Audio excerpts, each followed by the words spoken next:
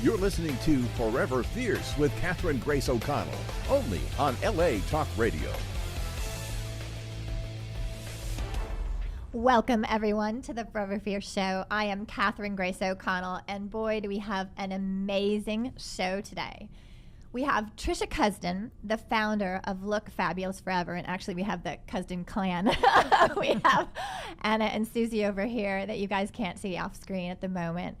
And Tricia I met through my co-host, David Harry Stewart. I tend to stalk people. David, do I stalk? I love being stalked. And I feel so important when I'm stalked. I feel like I'm always stalking you. So when I came across Tricia's profile on Ageist, I mean, talk about kick-ass at 65. We'll get into this story, but at 65, Tricia basically completely reinvented her life. This is a woman who does not believe in retiring, but rewiring. Welcome to the show, Tricia. Thank you very much, Catherine. I'm delighted to be here. So excited to share your story today. And David, thank you for coming back. And I know you're a bit under the weather, so he might come down a notch from his usual. Maybe you don't blow up the airwaves today. I'm not I'll sure. do my best. I know you will. And before we dive into today's show, I just want to take a moment to thank our sponsor, Madison Reed. We were just up there in San Francisco, and it's the most amazing company, another company that is really disrupting the way we do hair color.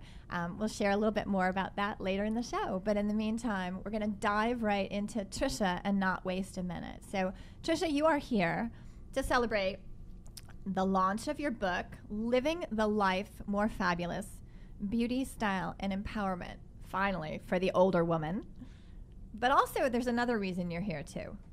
Yes, we're here, very excited to be here. Never been to Los Angeles before because we have product in the Oscar goodie bags. I don't think I'm allowed to call them that exactly, but it's the bags that all the nominees for the Oscars get. And we're absolutely thrilled and delighted that 3 of our products are going to be in there and going out to those people. So it's very, very exciting for us. That is exciting. I wonder if you have broken a record to be the first 70-year-old with her. I would think that's a fairly good chance. I yes, would think absolutely. So too. Yeah. Amazing. So, Yeah. And then tell us a little bit too about your book. Everything launched really at the same time. You're in the Oscar bags, but also your book launched in the UK this month. It did, absolutely, earlier this month. So this is the culmination of 2 years of quite hard work. And I'm delighted to say it was published, as I said, on February the 8th.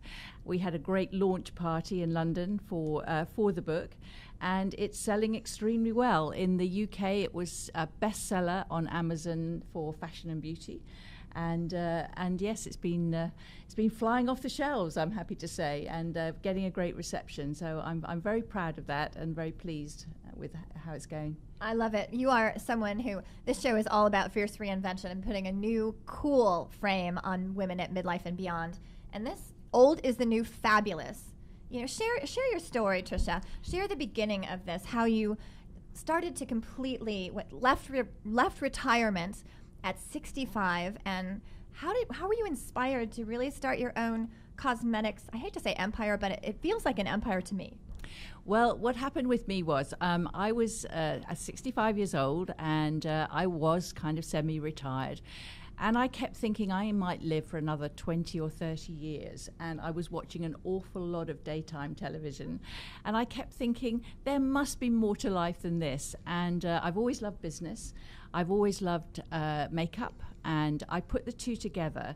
I was also feeling incredibly frustrated as a 65-year-old with what was available for me in the beauty halls and places where I was shopping. And I was probably using somewhere around 9 to 10 different products from different brands. And I kept thinking, how about if I bring all this under one umbrella and say all of these have been formulated specifically to suit you when you're older? And if I could find a cosmetic manufacturer who might be able to make the products for me in the way that I suggest, maybe I could then appeal to older women and say, you know what, there's nothing wrong with being older. You can look fabulous as fabulous as when you were younger. And that was my basic idea. Use some positive language about aging, use some very positive images. And I basically put the business together over the period of that year, and towards the end of 2013, I launched the business. And I'm happy to say it was very successful almost immediately. So that's the background to the makeup brand. It's an amazing story. I know you guys have to check out. Your YouTube videos are incredible. And I think that really was a big key to your success. And David, how did you find Tricia? How did you stalk her? I have no idea. How did that happen? Did you guys? Oh, Anna's sharing one of their investors. He had come across you, and he said, "Oh, you should have a look at this guy." So, Okay. Yeah. And then when I heard the story, it was like, oh, this is just amazing. Yeah, we talked for about an hour, I seem to remember. Yeah, I was in London and you were over here, and had a lot to say to each other, a lot of things that we were saying, yes, that's so true. Oh my goodness, yes, I feel that way as well. It was an amazing meeting of minds, I felt, when I was talking to you. And you had this I remember that conversation. I remember some of the quotes that you gave about talking about how advertising doesn't quite get it right. And I think the phrase that you used was the poverty of creativity. Yeah. And in the minds of people who the poverty of imagination. Poverty of imagination, yes. Yeah, I think that's what gets me most. We're a huge demographic. There are a lot of us, and yet there is so little real imagination that goes into appealing to us as an age group. In the way that we're portrayed, I don't see myself reflected back to myself very often when it comes to advertising. Or, for instance, I go to a London hairdresser, quite a big one. There is not a single photograph in that entire salon that looks remotely like me. It is filled with images of young girls and guys, and they all look beautiful and they all look amazing. But I'm a client too. So where do I fit in with this? Do they not want me, or do they want me almost by default? They'd like to take my money, but they actually don't want to recognize that I'm one of their customers. And it's that kind of poverty of imagination that gets me all the time. Right. That's a powerful language, poverty of imagination. Before the show, there's always an amazing pre-show that goes on, and Trish was talking about, you use the word nonsense a lot, or maybe some other more stronger language than that. But the way we're portrayed in, say, AARP and, retirement ads here would be medication, wheelchairs, lifts, all these kind of crazy things. Yeah. That's not who we are, is it? No, it isn't. And I feel like saying, look, guys, I'm 70. I'm pretty typical 70-year-old. I do not right now need a walk-in bath or a special stair lift or, special gel to go on my knees so that I can walk the dog. I'm not in that place at the moment. And I don't think I'm going to be in that place for quite a long time. So why usually they use a model who's younger than me. They'll use a 60-year-old model in the ads for those things. And you think, why? Why do you do that? That's so insulting. That is insulting. But I might have to beg to differ. Would you, David, that she's a typical 70-year-old? There is nothing typical. No. Yeah, I think we can toss that one out. Yeah. No, Tricia's an extraordinary human being. And, this sort of force of will that you apply to your business, and I love your I remember so clearly our conversation about your very modest expectations for your business, where you were going to go door to door with a tub of lipstick. Avon. Right? Almost. UK Avon. Right? Almost. And now you've got this global business. Yeah, that's true. Yeah. It wasn't planned. There was no great strategy, I have to say. I was this quite frustrated, quite angry, quite bored 65-year-old who wanted to create something new and something different. I didn't know when I was thinking about the business that it could become political, by which I mean that there could be a powerful message behind Right. the business. Right. towards people who are ageist, who write us off, who, you know, think we're of little account. And I kept thinking this could be a platform for me to challenge some of this stuff and to call people out on it and say, this has got to stop. We have got to stop seeing older people as of no account and of no value. So I did, in my heart of hearts, hope that it would give me a platform like that. And actually that has transpired. Fortunately, it has been possible for me to give that message. And my book is part of it too, because my book is absolutely full of this notion that there is nothing. It's almost like it's a sin to get older, you know? This is not a sin. This is a natural process that happens to us all.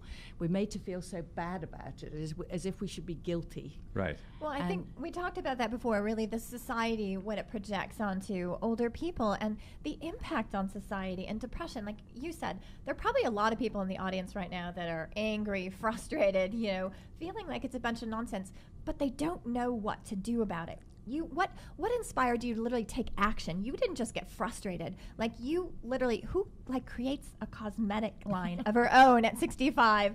You know, how do people really get into that mindset, expand their own mindset? I think the way that I approached it was with a huge amount of naivety.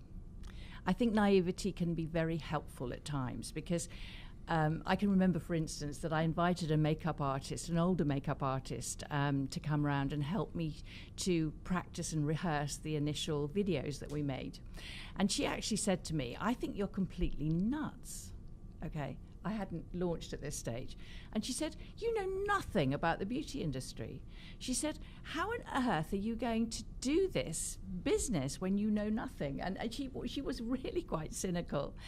And then I met just the week before I had my launch party, I met a guy who worked for Chanel. Again, he was in the beauty industry. And he said to me, you know this won't work, don't you? He said, this cannot work. He said, if this was a good idea, the beauty industry would have already done it.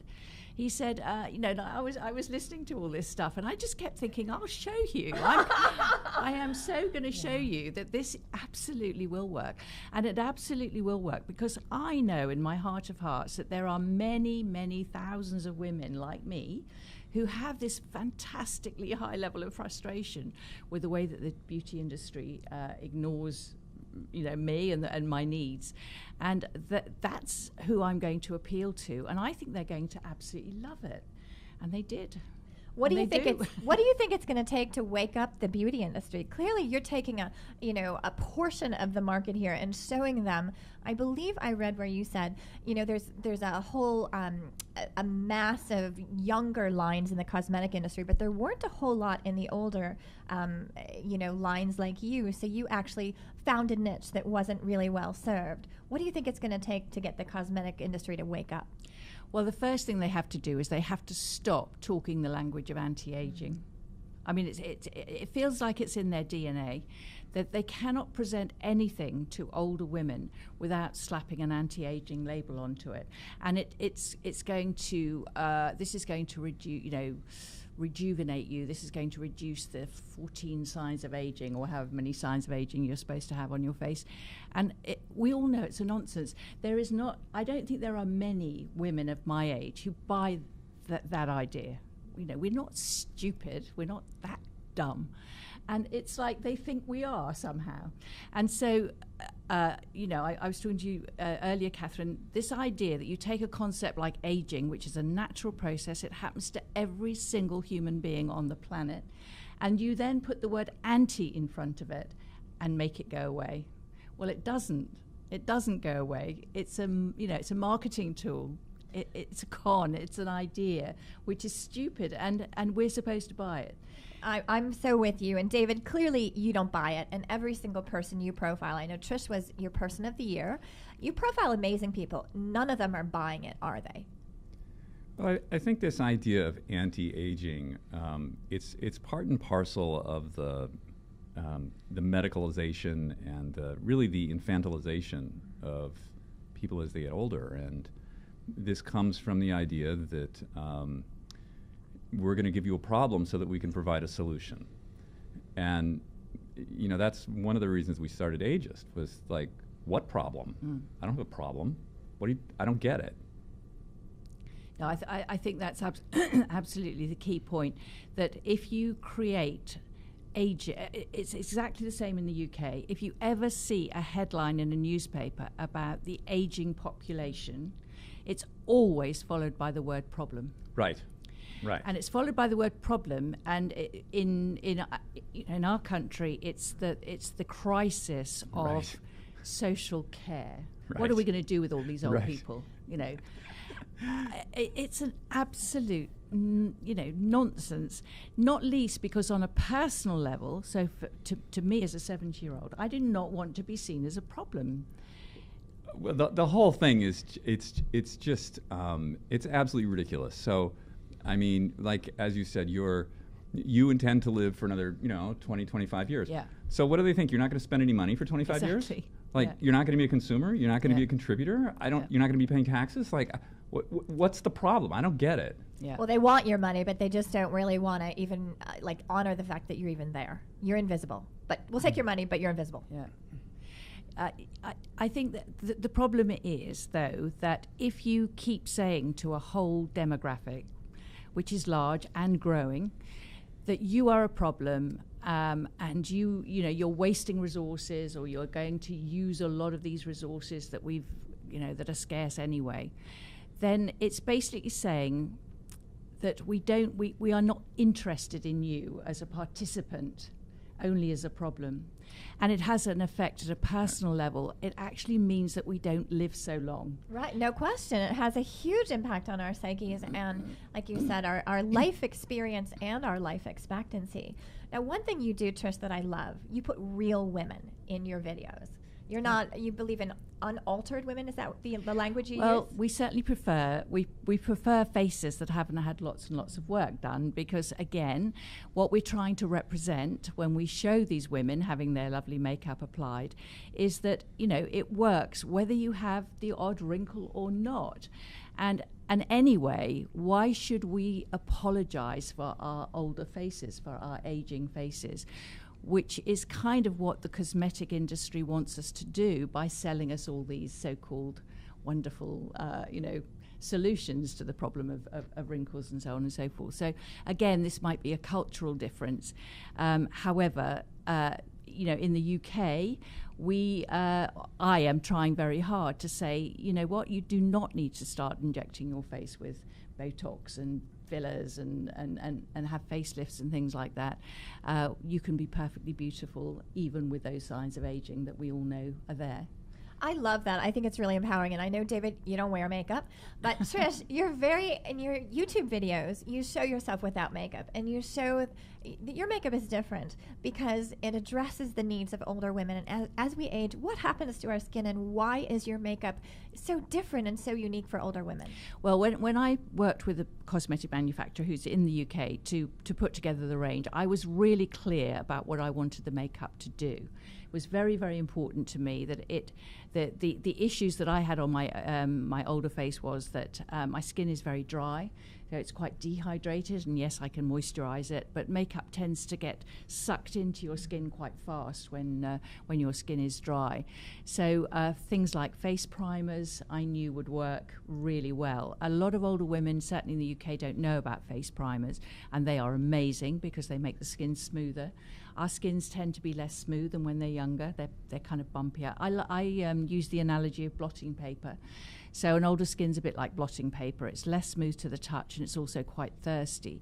But you can overcome that with primers. And actually the face primer, the eye primer, and the lip primer, which are the three products in the Oscar goodie bags, are wonderful at helping your face makeup to stay put for hours and hours and hours, your eye makeup to stay put, and your lipstick doesn't feather and bleed into the lines around your mouth. So that's just 3 examples of how they're different. I think it's powerful. It's amazing. Makeup is not superficial. Makeup actually can change the way a woman feels and the way the world relates to her. Yeah. So, David, what did you find most inspiring about Tricia, and why did you choose her to be your Person of the Year? She's just a badass. Badass at 70. That's not bad. I mean, the whole it's the Google Digital Entrepreneur of the Year thing. Oh, you have to tell that story. Which is just Tell the folks about what that was like, being on stage and that whole thing. Well, that was really bizarre. That was the first award that I was up for. So there was this big evening event in London, 500 people, all insiders in the beauty industry, these people that had ignored my needs for all those years. And I was up against 3 other people for this award of Digital Achiever of the Year. And the other 3 were very definitely beauty insiders. Benefit Cosmetics was one of them. And as it was quite a glamorous event. In fact, Anna came with me, and I'd been busy all day, and I hadn't had time really to get ready, and I didn't feel particularly glamorous. And we walked into a room of the most glamorous people in London, 500. They had all had wonderful, blow dries. Their nails were all done, and they were wearing absolutely amazing clothes and very, very high heel shoes. Anyway, I said to Anna, look, it doesn't matter what I look like because there is no way I'm going to win this award. I'm so, I'm in to make the numbers up. So it was awarded by Google, and I had actually met Alice Rock of Google, who awarded it to me before. Anyway, she stood up on the stage, she opened the envelope, and she said, and the winner is Tricia Cusden. I had to make a speech, had prepared absolutely not a single thing to say. I think those make the best speeches. Yeah. So what did you say? Well, what I said was I'd had an email from a customer who had said to me, Tricia, thank you so much for coming up with this range. I'm a 70-year-old woman. I love your makeup. I love the effect on my skin and the way it makes me feel and look. You've given me my mojo back. Oh. So I actually said in my acceptance speech, thank you very much to Google and to Cosmetic Executive Women who were the awarders.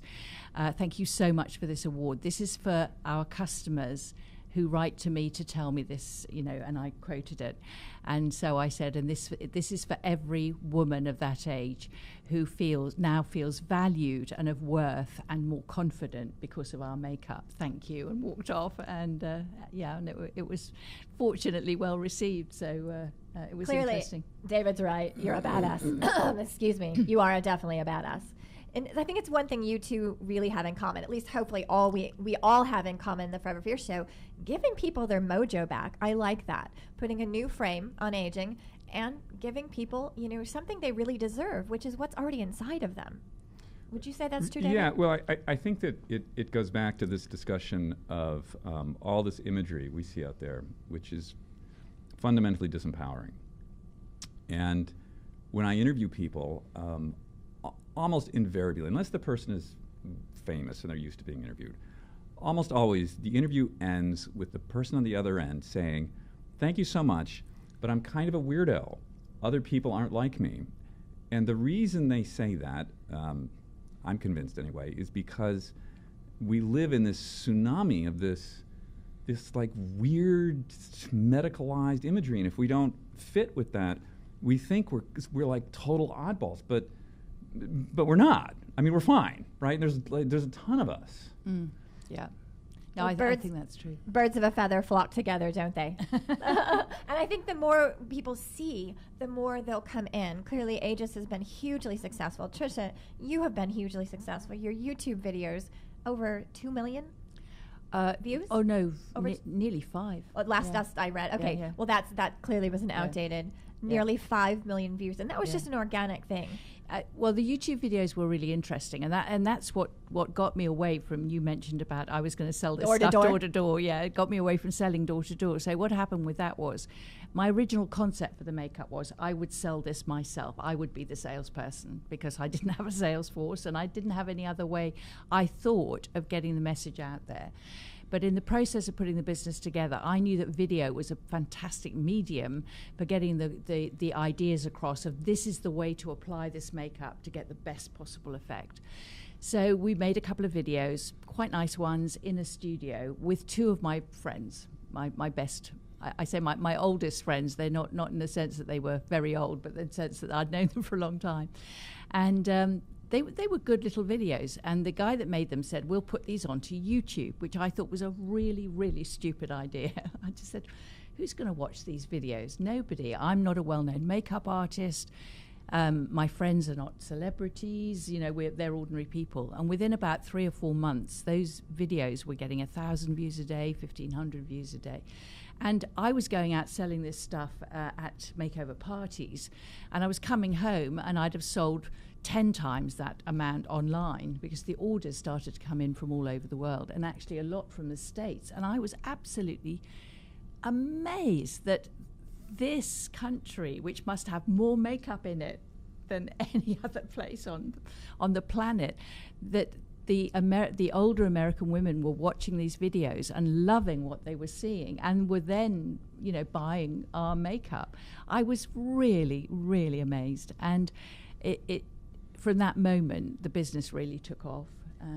I think that's a great story. That brings me, we were just up in Madison Reed shooting in the offices with Amy Arrett. Amy Arrett is the CEO. She is our sponsor this month. But Amy was recently profiled in the Wall Street Journal, and the article was something about people demanding authentic people rather than celebrities in their marketing. So just another shout out, Madison Reed, madisonreed.com. Check out our show that went up last week on Amy Arrett. It is kick-ass, another badass. But I think, what does that say about people? I think people are wanting to see themselves, like you said, real people, real stories, relatable. Would you say that's true, Trish, in your experience? I would indeed. I think authenticity is a very important concept when it comes to, marketing in a way. People have to look at it and they have to say, yes, I can see myself in this. I can see myself reflected back in this. And I think if they think it's real and it's true, I think they see that I'm a real person, that what I'm a real person living in the world today, experiencing all the things that they're experiencing. And the resonance, it has to resonate with them and the way that they are living their lives. And let's face it, for quite a lot of people, celebrities' lives are so far removed from their daily experience. We do not live like celebrities, and the fact that I am certainly not a celebrity and I'm living a very ordinary life means that when I say something, when I write a blog post or I write my book, I can actually reflect back to them something that they read and look at and say, yeah, I get that. I think that's really important, the relatable factor, and the fact, like you said, they can relate in their own personal life experience. David and Trish, between the two of you guys, you both have, you interview a lot of people that have done amazing things that I would imagine have some business skills in there, because they're doing these things, and a lot of them are actually creating a business. And Trish, you had an advantage with 30 years in business. So how important would you guys say that is? Because a lot of people want to reinvent themselves, but they don't necessarily have the business skills to do it. Well, I'd say that it takes it's a certain personality type. And, people come to me and they're like, well, maybe I should start a business. It's like, you should really think about that. Because it's a certain, like, you have it. I have it, you have it. But not everybody's like this. Like, it requires there's an older actress who, what was her name? Edith something. Anyway, she said, if I faced the truth of my day, I would never get out of bed. And so it requires a certain amount of, like, delusional thinking that you can actually do this, right? You need to kind of put not so much the facts, but because there's going to be a million people telling you this is, whatever you're doing is crazy. Yeah. And you have to have that thing that says, like, okay, I'm happy you feel that way, but I'm going to do this thing. And not everybody's like that. And I think that the people who succeed doing this kind of thing were kind of a certain tribe. And there are other people who I think it's really best for them to get a job, like to work in a company. Like, there's nothing wrong with working in a company. It's really, I got to tell you, it's way easier. And there's a lot of stuff set up for you. If you're going to do this thing, you got to be prepared for, like, it's hard, and it's going to be, you're going to get a lot of people who tell you, like those people you described, like, you're crazy. Why are you doing this? Yeah, I think you have to be able to cope with both failure and success. So fear of failure, fear of success can be two things that can get in the way. Right. You also have to cope with a certain amount of unknowns. I mean, there are no guarantees if you set your own business up. Right. So you have to be able to cope with that as well. I was fortunate in a way at 65 because I was comfortably retired. I had worked very hard for 30 plus years, and I had been successful. So I had prepared and got myself into a situation where I was comfortably retired. I had a roof over my head, I had no mortgage, I had a reasonable level of private pension income, and I could have lived very comfortably on that for the rest of my life, but I would have been extremely bored, and that was the problem. So I took a chunk of my savings, and I said to myself, if I risk this amount of my money, my life materially won't be affected by that. So I wasn't risking anything dramatic. And I think that's very important when you're 65. Yeah. I did not want to risk my shirt, the shirt off my back or the roof over my head. And I limited the risk very much. So I had this money. I was prepared to put that into the business. And do you know what? I just wanted to have some fun. I wanted to enjoy myself, and I wanted to see what might happen. Right. Put myself, you wanted to make an impact. Yeah, I want to put myself on the line a bit, put myself out there and say, if I do this, what might happen? What might come back at me? I think that's really powerful. Do you see anything in, I believe in divine timing? Because right now it feels like there's sort of this wave between ages, between, the anti-aging, on Allure, maybe Helen Mirren getting on a cover, but just a bit of a wave of older people maybe getting a little bit more of their due. I do think that there is a time, and that we're in that. I think catching the wave is really, really important. I think we were slightly ahead of the wave, and that was very, very helpful to us, and we're still slightly ahead of it. I hope. I have been terrified ever since I had the idea that the beauty industry would wake up to this and go, wow, that's such a good idea. Why don't we do it too? And actually, for the last 4 or 5 years, I've been expecting it to happen, and it kind of hasn't. And I think it kind of hasn't because it is so much in their DNA that they don't see us, they don't look at us, they don't think of us in the way that we think of our customers. And so therefore there's not too much to fear. They're still very attached to the anti-aging message. When they do get it right and they really do challenge us, I'm hoping that we will by then be so well established in people's minds that we are the go-to brand anyway. So or they buy you out. We'll be okay. I have a feeling or whatever. Yeah, exactly. However, going back to what I was talking about, the thing about, and what David was talking about, the thing about risk, which is what it is if you're an entrepreneur, is that as an older entrepreneur, you have to be conscious that the risk that you're taking is something that you could cope with, so that if it all went wrong, I wouldn't end up without a roof over my head and a shirt on my back. So what I've done since then has very successfully been able to attract investment. So, we had that happen right here. We did. That's a great story, actually. That was very much down to you, Catherine. So the story of that was that we were looking to raise some finance, second round of finance for the business, and I was interviewed on this show by Catherine. I was in London, and somebody stopped their car. They were in the middle of, I think they might have even been in Switzerland, possibly in London. She lives between Switzerland and London, this wonderful woman.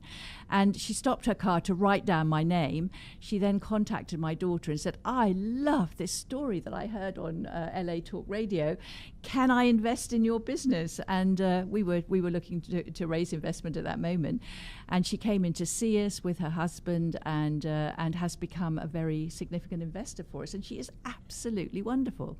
Yeah, that's kind of what I'm talking about, divine timing, or Wayne Dyer talks about synchronicity. I've spoken to her as well, and she is delightful. And she shared with me, she actually had not heard of the show, and she was just Googling on iTunes, searching through iTunes for a women's show about women's inspiration, women's empowerment, found me, then found you. Yeah. To me, that's totally... Yeah. I've had a lot of that throughout, from the moment I had the idea for Look Fabulous Forever. You can call it synchronicity, you could call it a number of different things, but it certainly feels as though there has been a response to what I have been wanting to do and saying and so on and so forth that has been extremely positive. And finding my cosmetic manufacturer. I Googled cosmetic manufacturers. I mean, how mad is that? I didn't know anybody. Love that. I love it. It is Brilliant. completely mad. And this guy picked up the phone, and again, the sort of it was meant to be thing. It was very near to where I was born and brought up in this countryside, and I loved this guy on the phone, and I drove up to see him. Stayed with my brother because he still lives where I was born, and I walked in and I thought, this is a really critical relationship. He and I have got to get each other. He's got to get me. He's not got to say to me, you know what, this isn't going to work, you haven't got enough money or whatever. And he really did get me, and he kept saying, this is brilliant, I love this idea, this is going to be so successful. And he backed me, really, because he made me relatively small amounts of the product to start with. He said, I'll fill 200 at a time for you. I'll make 200 at a time for you, sell those and come back for more. And his normal minimum order quantities are 5,000. Wow. You know, that's the degree to which he invested in me at that time. Well, it sounds to me, Trish, that you had sort of that, as you would say, mad mindset or entrepreneurial, outside the box mindset. Even if you were in a management role, a management training role for 30 years, you kind of already had that outside the box mindset. Yeah, I have always been entrepreneurial. I mean, it was my own consultancy, so I was running that under my own steam for some of that time, not all of it. But I've always loved the idea of the thought of having an idea and thinking, can I make money out of this? So I always found ways to earn money. That's incredible. From word go, yeah. And David, I think you're so right that people either they should get a job, like you said, just a traditional job, because the entrepreneurial lifestyle could drive them mad with the uncertainty. With every day is different, you're not sure what's coming. What's your experience of living this entrepreneurial lifestyle that's sort of on this huge wave right now? Well, I mean, I have, I worked as a photographer for 35 years. So that's really the same thing. Like, you don't really know day to day, are you going to work ever again? If you're going to make money, you're the one who's got to make that happen. And there's a level of uncertainty that you just get used to. And, people who are not habituated to that find it really incomprehensible. And that's why I say, like, the entrepreneurial thing is great if you're wired that way. But if you're not, no, you should not do this. And what do you guys think about people out there that do have a job but maybe want to tap into their creative side, that sort of right brain side? Yes, they need that paycheck, but maybe they have some idea, this inspiration to go write or start a blog. What advice would you give them? I would always say to people, think of the risk, so mitigate the risk. That's really, really important. But do it. Just have a go. Find a way, and I think you will find a way. And I do really powerfully believe, and it's happened to me so often in my life, that if you open yourself up to the possibility of something, all sorts of wonderful things start flowing around that. You create an energy around it. Right. That energy is very attractive to other people. So when I go back to my cosmetic manufacturer, I was very enthusiastic about the whole project, and he responded to the enthusiasm. And I think that enthusiasm and energy becomes your magnetic force. I think that's a common theme of the people you interview, and you talk about that a lot, just in the interviews that I've read about you. Positivity, optimism, and, like you said, being this attractive force. So where does this play in this book? Living the Life More Fabulous, Beauty, Style, and Empowerment for Older Women. Clearly, a positive mindset's a huge factor in beauty attraction. Absolutely. I mean, what I wanted to do with the book, yes, it is about makeup and about style and hair and stuff like that, but there is a chapter on confidence. I think that's huge. As we get older, it's very easy to lose your confidence because the society that we live in is telling you that you are of no or little account. So it's very important that we stay within ourselves as confident people. And I got lots and lots of hints and tips in there about how to do that. Yeah, get the book. But lots of ideas there of how to stay confident. And the last chapter is really about the last chapter is called Living the Life More Fabulous, which I see as seeing your third act of life, which is what I like to think of it, as a time of renaissance, not retirement. Retirement is, the French retirer means to withdraw from the world, which is kind of how we've seen retirement in the past, when it didn't last very long. Now it lasts for 20 or 30 years.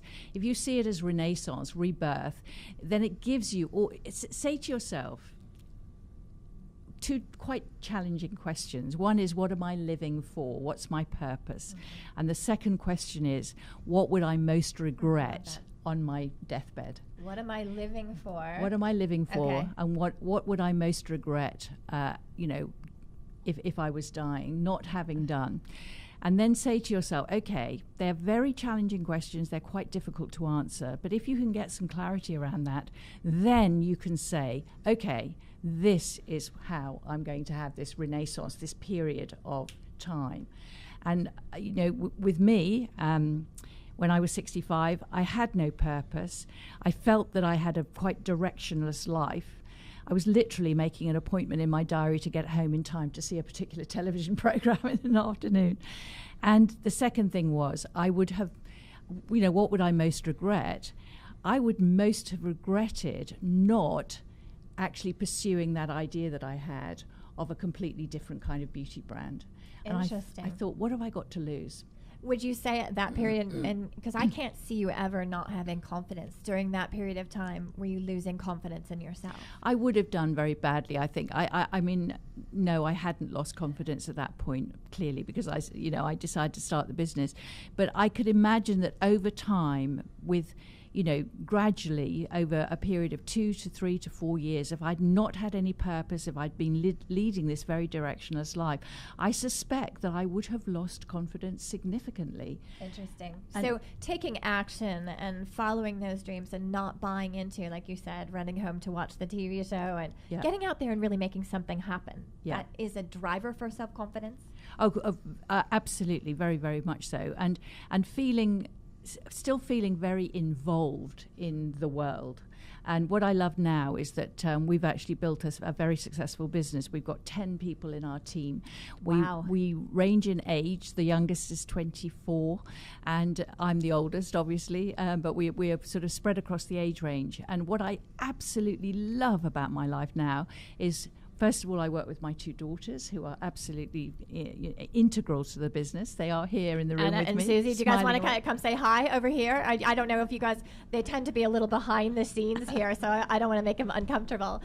So do you want to introduce your beautiful girls who traveled across the pond? So Anna is the redhead, is our managing director, and she was appointed to be our managing director a year ago, just to free me up to do all the things that I do in terms of television and radio and the other things that I do, to pursue my desire to write a book as well. And here we have Susie, the blonde one, who is our operations director. So she's absolutely critical to the business as well, because she organises all our stock, systems, and sorts out the finances as well. So I think you're blowing all kinds of stereotypes, because I don't know the family. This is the family that plays together, works together, stays together. Maybe other families may not, but that's a pretty amazing story.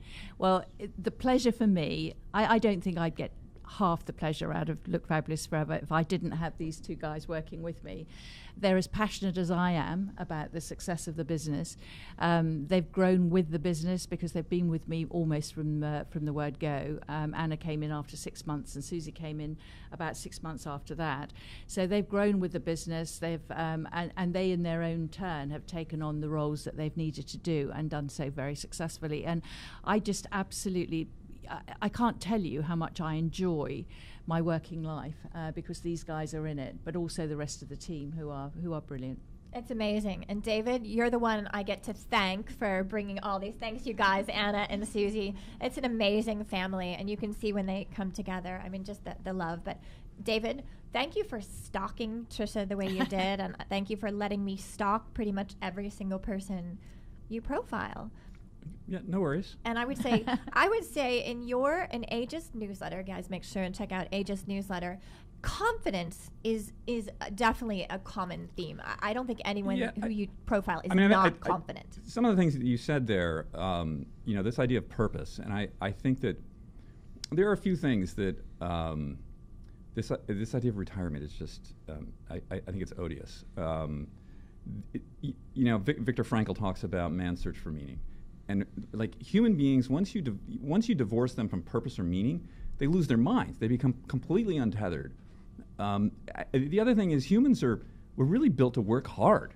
Like that's how we're designed. And if we're not doing that, if we're not engaged in something, it's a negative. And if we are engaged, it's this idea of what you did, this sort of this massive action has, it builds the confidence, it attracts people to us. And I think that along with that is this idea of curiosity, which was the initial driver for you. It's like, well, let's check this out. Let's see if what's going on. Let's just say yes. Just keep saying yes, and just keep taking these actions, and it becomes self-fulfilling. That I'm the face of Aegis, and really, the major contribution that I bring is my delusional confidence. Is that it's just like I know what we're doing is right here, and I bring this enthusiasm to people to let them just tell their story. Yeah. I think that's really powerful. And what I get from that is most people have sort of this fork in the road in their life. Like, Trish, you had it where you retired. You could have made that choice to stay home and watch your favorite TV shows and sort of watched yourself maybe go backwards the way you watch other people. But you took a different path. And people out there right now, I would imagine, there are many women out there sitting in your shoes.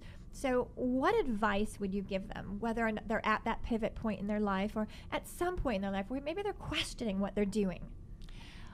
I think if you're at that point, then, and you have something that you really, really want to do, I would say never, ever consider your age to be a barrier.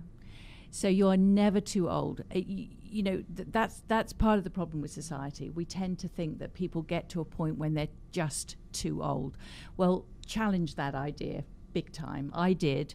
And I have to say that if you want to anti-age, the best way to anti-age is to stay engaged, keep your purpose very clear in your life and have things that you're getting up for in the morning that you really want to do. That's the best way to get younger. I think I'm 5 years younger now than I was 5 years ago. I didn't know you 5 years ago, but clearly you meet Trish and there's just this beautiful radiance and luminescence and confidence. Confidence is just alluring. Yeah, so anti-aging is not slapping a cream on your face. Yes. Anti-aging is actually about seeing yourself as a person that still has purpose, that still has value, that still has life, that still has energy, and you can do it. And never let anybody suggest that you're too old for anything. So it's kind of embracing aging at the same time as disrupting aging and defying it. And I think you use the language pro-aging, which is so much more empowering. Yeah, pro-aging. And the whole thing about confidence, we sell makeup. It's what we do. And what I love about that is that makeup in itself can make you feel so much better. I get up every morning, I put my face on, and I'm ready to face the day, to face the world. And although it's a superficial thing and it comes off every night, it's still something that makes me feel good and makes me feel better. Changes the way you feel, and it makes you look fabulous forever, clearly. So Trish, where can people find your makeup online? Where can they find your book? And I know you have 30% of your customers here in the States, word of mouth, but let people know where to find you, where to find your YouTube videos. So you can find us on lookfabulousforever.com. And we do ship worldwide. We're in the process of setting up warehousing and shipping from within the States, which will happen within the next couple of months, we hope. So you can get, we do ship to the States. You can find us on YouTube, just put in Tricia Cusden and it will come up. And the book is also available from our website. We're on Amazon in the UK, but I don't think we're on Amazon. Sorry? The e-book is on Amazon worldwide, but if you want a copy of the book, then you can get it from our website, and we will send it to you. Perfect. Well, thank you. You have been an absolute delight to be on my show before and be on my show again. And who knows, maybe there's some more investors out there. And David, thank you so much, for Pleasure. bringing us together. So you guys, take Tricia's advice. Don't buy into aging. Pro-age. Do it beautifully. Get her makeup so you look fabulous forever and feel confident. Tricia, thank you. You've been an absolute delight. Thank you for coming all the way across the pond, and enjoy those Oscars. Thank you, Catherine. It's been a very, very great pleasure. Sounds good. All right. Cheers, beauties. Stay fierce.